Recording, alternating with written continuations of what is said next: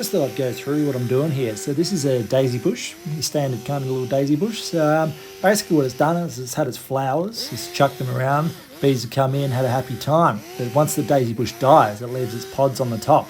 So what you have to do is you have to actively remove the pods, but you've also got to leave the green part of the plant still there.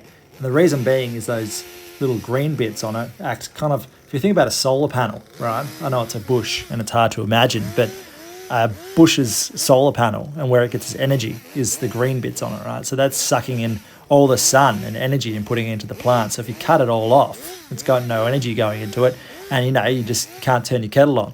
Not that you're going to turn your kettle on from a bush. I mean, you could, probably somehow. Anyway, back to the bush, right? So what you want to do is you want to trim off all the dead bits of the flowers, but you want to leave those little green bits so that they have enough energy to create new daisies and make your bush look prime again.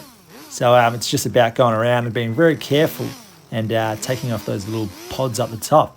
Anyway, we'll do the next one, and yeah, you can just watch and pretty much explain it all. So yeah.